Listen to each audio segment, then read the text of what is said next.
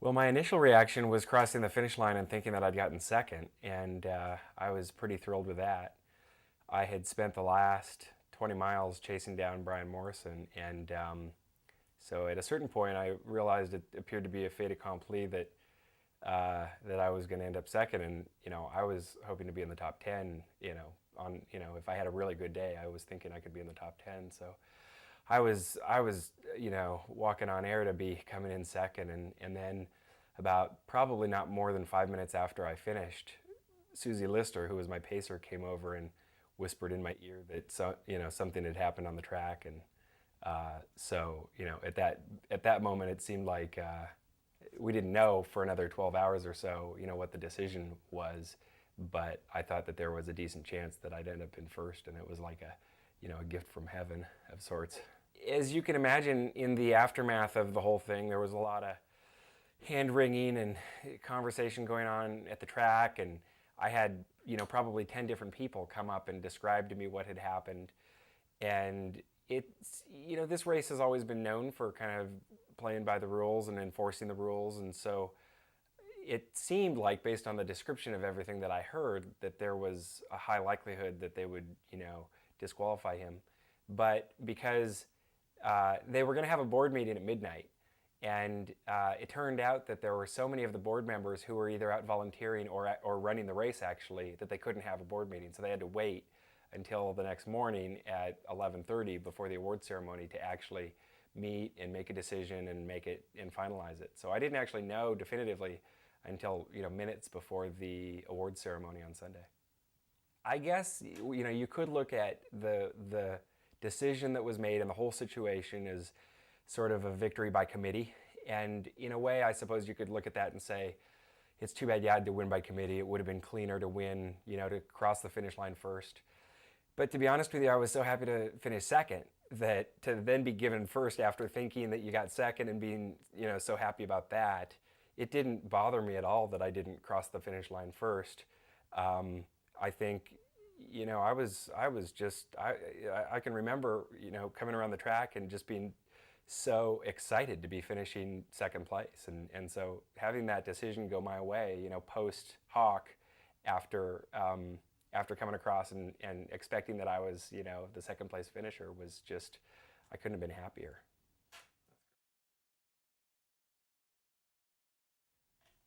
Winning the race hasn't really changed my life much. I don't make any more money on sponsorships than I did before, which is zero. But uh, you know, prior to the race last year, between January and June, I didn't have a job, and so I was training basically full time, and gave it my absolute 100% focus for 5 months.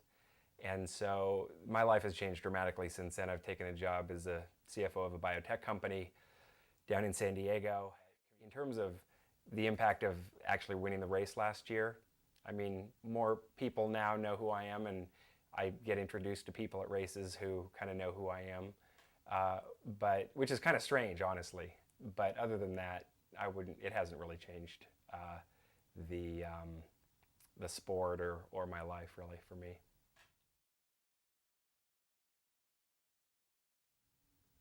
I think the big difference for me between '05 and '06 was confidence.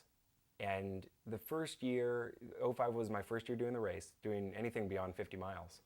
And so wanted very much to avoid the natural inclination to go out fast. I wanted to run a strong race in the second half. And so I went out relatively conservatively and bought myself a little insurance policy to ensure that I felt good toward the end of the race. And I ended up passing a lot of people toward the end of the race. And I think in hindsight, if I had that one to do over again, I'd probably go out a little bit faster. But again, I had a strategy and I kind of stuck with it. With last year, I kind of let it fly.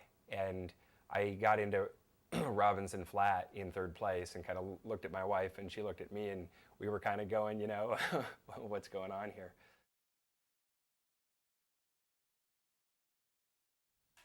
My strategy for this year's race is very much the same as it was last year, which is go out and take the day as it comes and try to enjoy it. I don't put a lot of pressure on myself to try to get to any particular position, Top 10 is kind of a magical number because it means you don't have to be subject to the lottery the next year. So I'd love to be in the top 10. I won't be disappointed if I don't win, certainly this year. And just really take the day as it comes and try to run my own race, not be too influenced by what other people are doing, not freak out if I start having, a dark spot, and try to keep a positive attitude. I think the biggest challenge in the first 30 miles is keeping your engine at a low RPM level and just kind of holding back. And I think when you go, most people when they go to Western States are in the best shape of their lives or close to it and are really raring to go. And so it takes some restraint to not just blow out of squaw and start racing up the hills.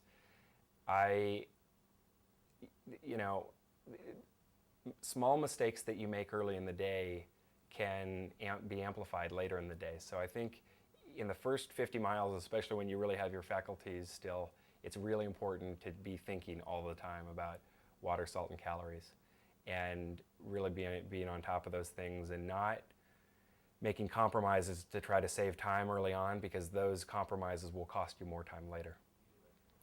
I don't really have a training plan. My training plan is pretty haphazard, and it hinges mostly on the races that I put on the calendar. So, for example, for the month of May, I'll have races pretty much every weekend that form the basic structure of my training plan, but I don't keep a training log.